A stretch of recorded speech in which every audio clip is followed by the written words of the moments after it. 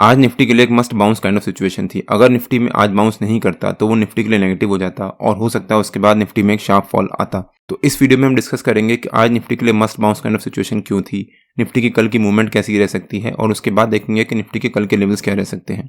Video काफी important होने वाला है बिकॉज कल निफ्टी की वीकली कैंडल का क्लोजर भी है, तो वीडियो को बिना स्किप करे अंत तक जरूर देखिएगा।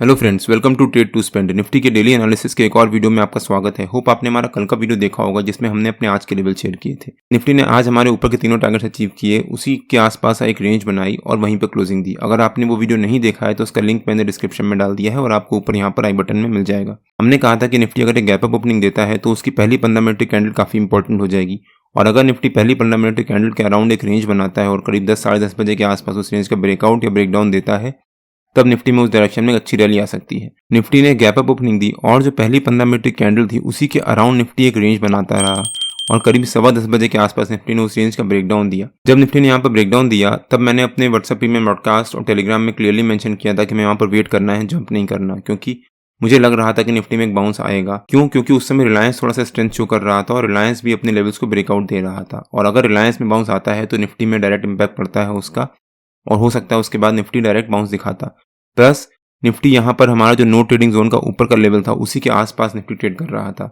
अगर निफ्टी हमारे नो ट्रेडिंग जोन के ऊपर के लेवल के पास ट्रेड कर रहा है तो हो सकता है निफ्टी वहां से सपोर्ट लेता और एक बाउंस दिखाता, जिस वजह से मैंने बाइंग के लिए कुछ भी सजेस्ट नहीं किया था। मैंने क्लियरली मेंशन किया था कि मैं वहां पर वेट करना है, और वैसा ही हुआ। निफ्टी ने वहां से एक रिवर्सल दिखाया और एक शार्प रिवर्सल दिखाया, और उसके बाद हमारा जो पहली 15 मिनट की कैंडल का ऊपर का लेवल था उसको भी निफ्टी ने ब्रेकआउट दिया, फिर वहां पर सस्टेन किया। मैंने यहाँ पर इसलिए बाइंग सजेस्ट नहीं करी बिकॉज निफ्टी ने एक बहुत शार्प जंप दिखाया था, तो वहां पर मुझे वेट करना था कि निफ्टी में अब आगे क्या होगा।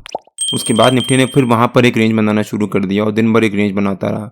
अगर मैंने निफ्टी के ब्रेकडाउन देख कर यहाँ पर जंप करके बाई किया होता पुट को तो मेरे को लॉस हुआ होता, बिकॉज उसके बाद निफ्टी ने यहाँ से मेरा तुरंत स्टॉप लॉस खाया। अगर मैंने इस निफ्टी की ग्रीन कैंडल को देखकर कॉल बाय किया होता तब भी मेरे को लॉस हुआ होता, बिकॉज उसके बाद निफ्टी ने फिर से यहाँ से एक रेंज बनाना शुरू कर दिया, और आज एक्सपायरी भी थी निफ्टी की, तो दिन भर प्रीमियम डिके होता रहा। तो हमें ध्यान रखना है हमें कब बाय करना है, हमें कब सेल करना है। अगर आपकी कुछ क्वेरीज होती हैं तो आप मेरे को कमेंट सेक्शन में पोस्ट कर सकते हैं। आप मेरे को टेलीग्राम में ट्रेड टू स्पेंड नाम से सर्च मार्केट ज्वाइन कर सकते हैं, प्लस आप मेरे को तुषार व्यू के नाम से सर्च मार्केट ज्वाइन कर सकते हैं टेलीग्राम में। निफ्टी की जो पहली 15 मिनट की कैंडल थी उसके अराउंड मैंने ये रेंज बनाई थी, आप क्लियरली देख सकते हैं। आप भी इस तरह से रेंज बना सकते हैं जब भी आपको लगे कि निफ्टी कोई एक रेंज बना रहा है या फिर कुछ। मैंने यहाँ पर इस कलर से एक रेंज बनाई थी कि अगर निफ्टी इस रेंज का ब्रेकआउट या ब्रेकडाउन देता तब मैं वहां पर सोचता एंट्री करने की, कॉल में या पुट में। बट निफ्टी ने हमारे नो ट्रेडिंग जोन के पास जाकर सपोर्ट लिया और उसके बाद एक बाउंस दिखाया। निफ्टी और बैंक निफ्टी के नो ट्रेडिंग जोन्स में डेली बेसिस पे अपने यूट्यूब चैनल में अपलोड करता हूं, तो अगर आपने मेरा यूट्यूब चैनल सब्सक्राइब नहीं किया है तो प्लीज सब्सक्राइब कर लीजिएगा और बेल आइकन जरूर हिट कर लीजिएगा सो दैट आपसे वीडियो मिस ना हो। नो ट्रेडिंग जोन के बीच में नॉर्मली मैं ट्रेड नहीं लेता जब तक कोई एक रेंज ना बने या फिर कोई एक अच्छा कंफर्मेशन ना मिले। अगर हम निफ्टी के डेली चार्ट पे आ जाते हैं एक बार, आज निफ्टी के लिए must bounce kind of situation क्यों थी? क्योंकि निफ्टी की जो कल की क्लोजिंग थी अगर हम उसको देखें तो उसने हमें दो कंफर्मेशन दिए थे। मैंने अपने कल के वीडियो में कवर भी किया था। एक, उसने हमारा जो वीकली का सपोर्ट था 19,479 उसके नीचे क्लोजिंग दी थी, तो वो निफ्टी के लिए एक नेगेटिव हो जाता है। सेकंड, जो निफ्टी ने यहाँ पर एक इनसाइड कैंडलस्टिक पैटर्न बनाया था, निफ्टी ने उसके नीचे भी क्लोजिंग दी थी, तो वो भी एक कैंडलस्टिक पैटर्न का कंफर्मेशन हो जाता है। तो ये दो कंफर्मेशन थे जिस वजह से निफ्टी के लिए आज मस्ट बाउंस था। अगर निफ्टी आज इसी के नीचे ट्रेड करना शुरू करता या फिर इस जो कैंडल बनाई थी उसके नीचे अगर ट्रेडिंग करता और क्लोजिंग देता तो हो सकता है उसके बाद निफ्टी में नीचे की तरफ एक शार्प फॉल आता। बट निफ्टी ने कल की क्लोजिंग बेसिस पे एक dragon fly sort of candlestick pattern बनाया था, जो अगेन एक ट्रेंड रिवर्सल होता है। अगर वो कोई भी ट्रेंड चल रहा हो नीचे की तरफ, जैसे डाउनफॉल चल रहा था, अगर वो नीचे की तरफ बनता है तो वो एक ट्रेंड रिवर्सल का इंडिकेशन होता है। जैसे आज निफ्टी ने एक बाउंस दिखाया तो निफ्टी ने आज इस ड्रैगन फ्लाई कैंडल का जो ऊपर का लेवल था उसके ऊपर क्लोजिंग दी, जिस वजह से निफ्टी के लिए वो पॉजिटिव हो जाता है। हो सकता है निफ्टी में उसके बाद एक अच्छी मूवमेंट आए, तो निफ्टी के लिए आज एक मस्ट बाउंस था। होप आपको ये चीज क्लियर हुई होगी कि मैंने क्यों कहा था कि निफ्टी के लिए आज एक must bounce kind of situation है। मैं ये नहीं कह रहा कि निफ्टी अभी भी रिस्की जोन से बाहर है, बिकॉज निफ्टी अभी भी हमारा जो नीचे का सपोर्ट है वीकली का उसी के पास ट्रेड कर रहा है। प्लस कल निफ्टी की वीकली कैंडल का क्लोजर भी है, और अगर निफ्टी कल हमारा जो वीकली सपोर्ट है उसके नीचे क्लोजिंग दे देता है तो वो निफ्टी के लिए काफी नेगेटिव हो सकता है, और हो सकता है अगले हफ्ते निफ्टी में एक फॉल आए। अगर हम निफ्टी के 15 मिनट के चार्ट पे वापस आ जाते हैं, अब देखते हैं कि निफ्टी की कल की मूवमेंट कैसी रह सकती है। मेरे ख्याल से निफ्टी में कल भी एक पॉजिटिव ट्रेंड रह सकता है, और हो सकता है कल निफ्टी को रिलायंस सपोर्ट करे बाउंस करने में। मैं बार बार हर एक वीडियो में रिलायंस के बारे में क्यों कह रहा हूँ, बिकॉज रिलायंस निफ्टी में एक हैवी वेट है और रिलायंस पिछले कुछ दिनों से एक रेंज बाउंड ट्रेड ही कर रहा है। वो जहां पर ओपन देता है उसी के अराउंड रिलायंस एक ट्रेड करता रहता है दिन भर और उसी को ब्रेकआउट देने की पूरी कोशिश कर रहा है। रिलायंस एक रेंज के बीच में ट्रेड कर रहा है, जिस रेंज के बारे में कल मैं अपने फ्री टेलीग्राम चैनल में अपलोड कर दूंगा। अगर रिलायंस उस रेंज का ब्रेकआउट देता है तो वो रिलायंस के लिए काफ़ी पॉजिटिव हो जाएगा और अगर वो रिलायंस के लिए पॉजिटिव है और रिलायंस में अच्छी रैली आती है और निफ्टी को उसका पूरा सपोर्ट मिल सकता है। और अगर रिलायंस उस रेंज का ब्रेकडाउन देता है तो वो रिलायंस के लिए नेगेटिव हो सकता है और हो सकता है उसका डायरेक्ट इंपैक्ट निफ्टी पे भी पड़े। तो मेरे ख्याल से निफ्टी कल एक फ्लैट ओपनिंग दे सकता है। फ्लैट ओपनिंग देने के बाद करीब 10:30-11 बजे तक निफ्टी एक रेंज में ट्रेड कर सकता है और हो सकता है करीब 11-11:30 बजे के आसपास निफ्टी उस रेंज का ब्रेकआउट दे और उसके बाद निफ्टी ऊपर की तरफ एक अच्छी रैली दिखाए। अब देखते हैं कि निफ्टी के कल के लेवल्स क्या रह सकते हैं। मेरे ख्याल से 19,580 निफ्टी का कल का रेजिस्टेंस रह सकता है, जो हमारा आज का थर्ड टारगेट भी था, और 19,479 जो हमारा आज का रेजिस्टेंस था या फिर हमारा नो ट्रेडिंग जोन का ऊपर का लेवल था, वो निफ्टी का कल का सपोर्ट रह सकता है।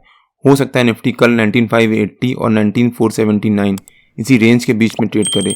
और मान लीजिए निफ्टी कल अगर एक फ्लैट ओपनिंग देता है, जो निफ्टी ने आज ये रेंज बनाई थी सेकेंड हाफ में, उसी रेंज के बीच में निफ्टी अगर एक फ्लैट ओपनिंग देता है और करीब 10:30-11 बजे तक अगर निफ्टी इसी रेंज के बीच में ट्रेड करता रहता है और करीब 11 बजे के आसपास अगर निफ्टी इस रेंज का ब्रेकआउट देता है और हमारा जो ऊपर का रेजिस्टेंस है 19,580 उसको भी ब्रेक करके ऊपर सस्टेन करता है, तो निफ्टी के ऊपर के टारगेट्स ओपन हो जाएंगे। निफ्टी का ऊपर का पहला टारगेट हो सकता है 19,615 के आसपास, सेकंड टारगेट हो सकता है 19,651 के आसपास। 19,650 अगेन निफ्टी का एक इंपॉर्टेंट लेवल है, हमने पिछले कई वीडियोस में कवर भी किया और निफ्टी ने कई बार यहाँ से रेजिस्टेंस लिया है। और अगर निफ्टी 19,650 को भी ब्रेक करता है तो निफ्टी का थर्ड टारगेट हो सकता है 19,682 के आसपास। और अगर निफ्टी कल 19,650 को ब्रेक करके ऊपर सस्टेन करता है तो हो सकता है निफ्टी के लिए अगले हफ्ते वो पॉजिटिव हो और उसके बाद निफ्टी में ऊपर की तरफ एक नई जर्नी स्टार्ट हो। अगर निफ्टी मान लीजिए एक फ्लैट ओपनिंग देने के बाद यहाँ 10-10:30 बजे तक ट्रेड करने के बाद अगर नीचे की तरफ ब्रेकडाउन देता है और हमारा जो नीचे का सपोर्ट है 19,479 उसको भी ब्रेक करके नीचे सस्टेन करता है, तो निफ्टी में नीचे के लेवल्स भी ओपन हो जाएंगे। निफ्टी का नीचे का पहला टारगेट हो सकता है 19,450 के आसपास, निफ्टी का नीचे का सेकंड टारगेट हो सकता है 19,413 के आसपास और थर्ड टारगेट हो सकता है 19,378 के आसपास। हो सकता है उसके बाद निफ्टी अपने नीचे के तीनों टारगेट्स अचीव करे। मान लीजिए निफ्टी अगर एक गैप डाउन ओपनिंग देता है यहाँ कहीं, तो हमें यहाँ पर जंप नहीं करना है, हमें वेट करना है। यहाँ पर हो सकता है निफ्टी यहाँ गैप डाउन ओपनिंग दे और 9:30-10 बजे के आसपास निफ्टी यहाँ से एक बाउंस ले और वापस हमारी जो ये जोन है 19,580 और 19,479 उसी जोन के बीच में आकर ट्रेड करना शुरू कर दे।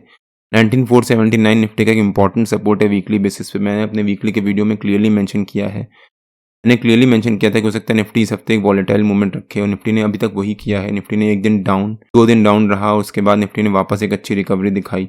हो सकता है निफ्टी कल भी एक अच्छी रिकवरी दिखाए और हमारी जो वीकली की रेंज है उसी रेंज के बीच में जाकर क्लोजिंग दे। अगर आपने हमारा वीकली का वो वीडियो नहीं देखा है तो उसका भी लिंक मैंने डिस्क्रिप्शन में डाल दिया है और आपको ऊपर यहाँ पर आई बटन में मिल जाएगा। एक बार आप वो वीडियो जाकर जरूर देखिएगा। और मान लीजिए निफ्टी अगर एक गैप डाउन ओपनिंग देता है और उसके बाद रिलायंस भी अगर थोड़ा सा वीकनेस दिखा देता है तो निफ्टी में नीचे की तरफ प्रेशर आ सकता है और हो सकता है उसके बाद निफ्टी नीचे की तरफ फॉल दिखाए। और अगर निफ्टी यहाँ पर गैप डाउन ओपनिंग देने के बाद और 10:30-11 बजे तक अगर यहाँ पर सस्टेन करता है और उसके बाद अगर फॉल दिखाता है तो वो निफ्टी की फॉल काफ़ी शार्प फॉल हो सकती है। हो सकता है उसके बाद निफ्टी में नीचे की तरफ एक शार्प प्रॉफिट बुकिंग आए और निफ्टी तेजी से हमारे नीचे के तीनों टारगेट्स अचीव करे। बट मान लीजिए निफ्टी अगर कल गैप अप ओपनिंग दे देता है तब भी यहाँ पर हमें जंप नहीं करना है, हमें यहाँ पर वेट करना है। निफ्टी गैप अप ओपनिंग देता है अगर, तो निफ्टी की पहली 15 मिनट की कैंडल फिर से काफ़ी इंपॉर्टेंट हो जाएगी। अगर निफ्टी उस पहली 15 मिनट की कैंडल का जो के बीच में अगर 10:30-11 बजे तक रेंज बनाता है और उसके बाद उस रेंज का ब्रेकआउट देता है या ब्रेकडाउन देता है तो उस डायरेक्शन में निफ्टी में एक अच्छी मूवमेंट आ सकती है। अभी भी आप ध्यान रखिएगा, रिलायंस एक मेजर फैक्टर प्ले कर सकता है कल की निफ्टी की मूवमेंट में। अगर रिलायंस ने अपने लेवल्स का ब्रेकआउट दिया तो रिलायंस में एक अच्छी मूवमेंट आ सकती है। रिलायंस बहुत दिनों से उसको ब्रेकआउट देने की कोशिश कर रहा है बट वहाँ ब्रेकआउट नहीं दे पा रहा है। और रिलायंस के साथ साथ अगर निफ्टी के जो बाकी के हेवी वेट्स हैं उन्होंने भी अगर अच्छा परफॉर्म कर दिया तो निफ्टी के लिए कल की दिन बहुत अच्छा रह सकता है। हो सकता है निफ्टी में एक बहुत अच्छी मूवमेंट आए कल की तरफ और निफ्टी हमारा जो वीकली का ऊपर का रेजिस्टेंस है उसको पास जाकर निफ्टी क्लोजिंग दे। निफ्टी और बैंक निफ्टी के जो भी लेवल्स होते हैं वो डेली बेसिस पे मैं अपने टेलीग्राम चैनल में पोस्ट करता रहता हूँ। अगर आपने मेरा टेलीग्राम चैनल ज्वाइन नहीं किया है तो उसका लिंक मैंने डिस्क्रिप्शन में डाल दिया है और आप मेरे को टेलीग्राम में ट्रेड टू स्पेंड नाम से सर्च मार के ज्वाइन कर सकते हैं। अगर आपको वीडियो अच्छा लगा हो तो please like, share and subscribe और बेल आइकन जरूर हिट कर लीजिएगा सो दैट जब भी मैं अपना अगला वीडियो पोस्ट करूँ आपको नोटिफिकेशन आ जाए। Till than happy trading and जय हिंद।